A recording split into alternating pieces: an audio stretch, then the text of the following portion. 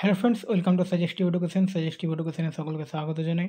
SSC GD 2025-এর জন্য যে আমরা প্রিভিয়াস ম্যাথগুলো প্র্যাকটিস করছিলাম, তার আজকে যে চ্যাপ্টারটা করব সেটা হচ্ছে ডিসকাউন্ট অর্থাৎ ছাড়। তো আজকে ডিসকাউন্ট চ্যাপ্টারের টাইপ 1 হবে সাকসেসিভ ডিসকাউন্ট বা ধারাবাহিক ছাড়। ঠিক আছে, তো আজকের যে প্রথম অঙ্কটা দেখো, যে 25% এবং 10%-এর ধারাবাহিক ছাড়ের সমান একক ছাড় হবে কত। বলছে যে একটা জিনিসের উপরে আমি প্রথমে 25% ছাড় দিলাম, আবার 10% ছাড় দিলাম, তো টোটাল ছাড়টা কত হচ্ছে, তো এটা আমাদের বের করতে হবে। ঠিক আছে, তো অনেকে আবার এইভাবে যোগ করে নিতে 25 আর 10 35 দিয়ে করে দেবে, এভাবে কিন্তু হবে না। ঠিক আছে, তো এটা অঙ্কটা আমরা এইভাবে, আমি 3টা নিয়ম শেখাচ্ছি। ঠিক আছে, 3টা নিয়মে তোমাদের যেটা ইচ্ছা হবে সেটা করবে। তো প্রথম হচ্ছে যে 100 গুণিত, এটা 25% ছাড় আছে, তো 75/100 লিখব। আর এটা 10% ছাড়, তো 90/100 লিখব। তো এটা ক্যালকুলেশন করলে, এটা যদি আমরা ক্যালকুলেশন করি তো হবে 5 9 45 আর 7 9 63 আর 4 67.5। তো এটাকে আবার 100 থেকে বাদ দিয়ে দিতে হবে। ঠিক আছে, তাহলে 32.5 আসবে, এটা হবে অ্যান্সার। এভাবে একটা করা যায়।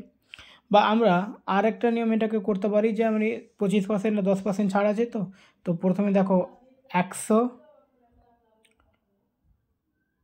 আচ্ছা 100 আছে, 25% ছাড় দিলাম, 75 হয়ে গেল।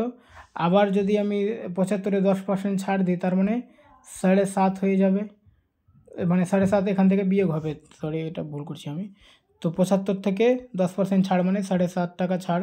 তো 75 থেকে আমি যদি 7.5 বাদ দিই তাহলে কত হবে, এটা হয়ে যাবে 67.5, তাই তো।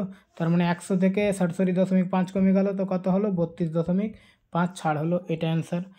আর একটা এভাবে করব আমরা, যে এখানে 25 আর 10 আছে, তো এই দুটাকে যোগ করে নেব, মানে 35 বিয়োগ চিহ্ন দিব, আর এই দুটাকে গুণ করব, মানে 25 আর 10 গুণ করলে 250/100। ঠিক আছে, এইভাবে করলে হবে।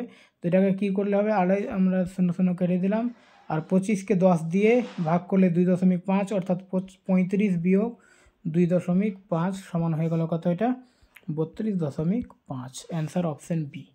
ওকে, 3টা নিয়ম বললাম, তো আমি বেশিরভাগ 3 নিয়ম, এটা যে লাস্ট নিয়মটা বললাম 3 নম্বর নিয়মটা দিয়ে করি, তোমাদের যেটা সুবিধা হবে সেটা দিয়ে করবে। ঠিক আছে, চলো 2 নম্বর অঙ্ক দেখো।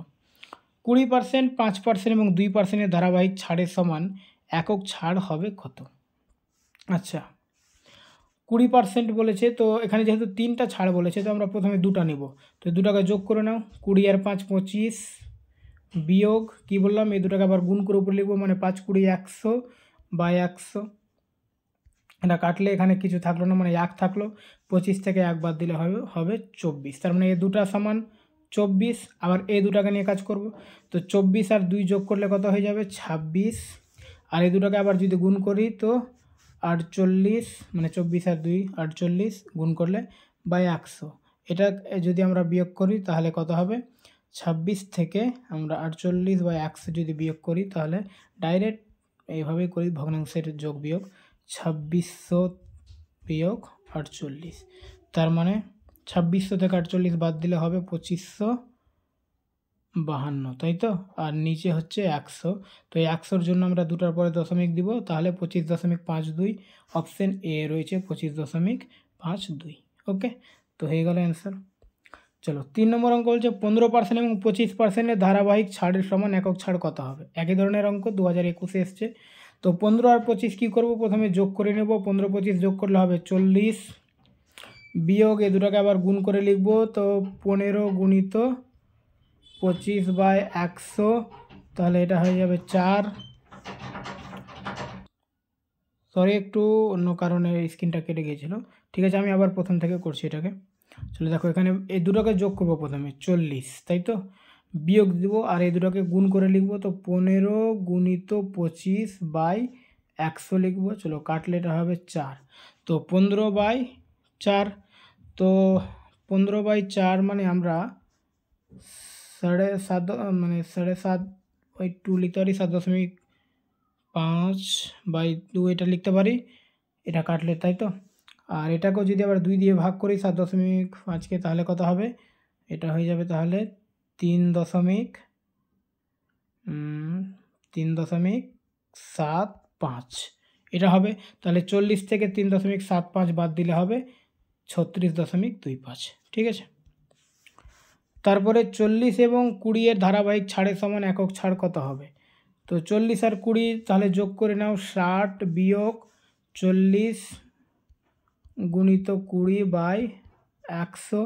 তার মানে এটা কাটলে 5 20 100, 5 দিয়ে কাটলে এটা হবে 8। তার মানে 60 থেকে যদি 8 বাদ দিই তাহলে হবে 52। ওকে, চলো। তারপরে এখানে বলছে একটি দোকান নিচের 3টি পরিকল্পনা ঘোষণা করেছে, ক্রেতার জন্য সর্বাধিক ছাড় কোনটিতে পাওয়া যাবে? বলছে একটি দোকানে 3টা ঘোষণা করেছে, 3টা পরিকল্পনা করেছে। তো ধরো যে তুমি একজন ক্রেতা, তুমি কোনটা নেবে? তো আমাদের প্রথমে হিসাব করতে হবে যে কোনটাতে বেশি ছাড় হচ্ছে, এটা আমাদের দেখতে হবে। তো প্রথম ছাড়টা বলছে যে 20% এবং 24%-এর ধারাবাহিক ছাড়। তো 20 আর 24-এর ধারাবাহিক ছাড়টা কত হচ্ছে দেখে নিব আমরা। তো 20 আর 24 যোগ করে দিলে কত হবে? 44 বিয়োগ 20 গুণিত 24/100, এটা কাটলে হবে 5। তো 24/5, তার মানে এটা 24/5, 44 থেকে এটা ধরে নাও যে এখানে আমি এটা 24 না, এটা 25 আছে, মানে ধরার জন্য শুধু। তো এটা যদি কাটি তো এটা মোটামুটি প্রায় 5-এর একটু কম আসবে।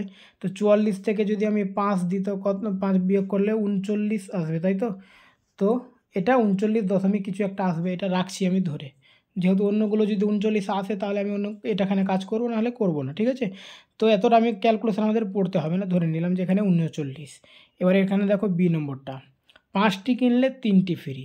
তো তুমি 5টা কিনলে আর 3টা ফ্রি পেলে, টোটাল কটা পেলে? 8টা পেলে। 8টাতে ফ্রি কটা হচ্ছে? 3টা, তাই তো? এখানে ভালোভাবে বুঝবে, 5টা কিনলে তুমি 5টা তো দাম দিয়েছ, 3টা ফ্রি পাচ্ছে, মানে টোটাল 8টার মধ্যে 3টা ফ্রি। তাহলে পার্সেন্টেজে কত হবে তাহলে? এটা পার্সেন্টেজ করলে এটা হয়ে যাবে তাহলে আমাদের 8কে 100 দিয়ে করলে হবে 25 12.5, তাই তো? তার মানে এটা হয়ে যাবে 3 12.5 মানে 3 বরং 36, 37.5। আচ্ছা, প্রথম ছাড়ে 39% ছাড় হচ্ছিল, আর দ্বিতীয় ছাড়টাতে 37.5 ছাড় হচ্ছে। তৃতীয় ছাড়টা দেখব। তো 13টা কিনবো আর 60টা ফ্রি পাবো, মানে 20টা পাবো টোটাল, আর 60টা ফ্রি, তাহলে 100। তাহলে এটা হবে 5 7 35। তার মানে সবথেকে বেশি ছাড় কোনটাতে পাচ্ছি? এটাতে 39 দশমিক কিছু একটা পাচ্ছিলাম, এখানে 37.5 হচ্ছে, এখানে 35। তার মানে এ নাম্বারটাতে বেশি পাচ্ছি। তো এই অপশন এ হবে অ্যান্সার। আর এ মানে এখানে কোনটা রয়েছে? অপশন বি এ রয়েছে। ঠিক আছে, আশা করি বুঝতে পেরেছো। এই ক্যালকুলেশনটা আমি ভালোভাবে করেছিলাম না, কারণ দরকার নেই তো, টাইম আমাদের স্পেন্ড করতে, এতটা মানে টাইম নষ্ট করা যাবে না। ওটা 24কে 5 দিয়ে ভাগ করলে অনেকটা ক্যালকুলেশন বেড়ে যাবে। ঠিক আছে, তো 39 আমরা রেখে দিয়েছিলাম একটা প্রায় ধরে।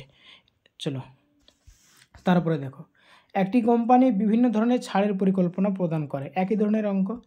তো প্রথমে ছাড় বলছে 10% আর 20%-এর ছাড়। 10% আর 20% ছাড়, তার মানে 10 আর 20 হচ্ছে 30 বিয়োগ 10 গুণিত 20/100, তাহলে 0 0 কেটে গেল 2, তার মানে এটা হয়ে গেল 28% ছাড় হচ্ছে প্রথমটাতে। ঠিক আছে, এবারে বলছে একটা কিনলে একটা ফ্রি। একটা কিনলে একটা ফ্রি মানে কি? তুমি 2টা পাচ্ছ, একটা ফ্রি পাচ্ছ, তার মানে 50% ছাড়। তার মানে এটা 2 নম্বরটাতে 50% ছাড়। এখানে কি বলেছে? কোনটি সর্বনিম্ন ছাড়, সবথেকে কম কোনটা? এবার 5টা কিনলে 3টা ফ্রি, তাহলে 8টা পাচ্ছ টোটাল, আর 3টা ফ্রি, তার মানে 100। তার মানে এটা হয়ে যাবে 37.5। এর আগের অঙ্কটাতে করলাম। তো 3 নম্বরটাতে হচ্ছে ছাড় কত? 37.5। আর আচ্ছা, 5টা কিনলে 6টা ফ্রি, এটা একটা টাইপিং মিস্টেক হয়েছে, এটা 6টা ফ্রি না, 5টা কিনলে 6টা পাবো এখানে হবে। ঠিক আছে, মানে একটা ফ্রি, এটা এইভাবে অঙ্কটা ছিল। তো 5টা কিনলে 6টা পাবো, মানে একটা ফ্রি। তো 6টার মধ্যে একটা ফ্রি গুণিত 100। তো 100কে 6 দিয়ে আমরা যদি করি তাহলে টোটাল আমরা মোটামুটি 6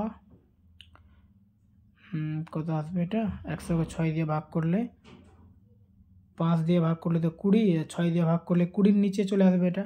ঠিক আছে, তো 100 দিয়ে 6 দিয়ে ভাগই করে দিকে, 6 1-কে 6 আর 6 6 36, মানে 16 দশমিক কিছু একটা আসবে। তো সব থেকে কম ছাড় কোনটা হচ্ছে? এই 16টা, তার মানে অপশন 4টাতে সব থেকে ছাড় কম, তো অপশন 4 অপশন ডি হবে অ্যান্সার। ওকে, প্রথমটাতে পাচ্ছিলাম কত 28% ছাড়, দ্বিতীয়টাতে 50%, তৃতীয়টাতে 37.5 আর চতুর্থটাতে 16%, তারা 16 কিছু একটা আসবে, তো অ্যান্সার আমাদের অপশন 4 হবে। অর্থাৎ অপশন 4 রয়েছে option D A, answer option D.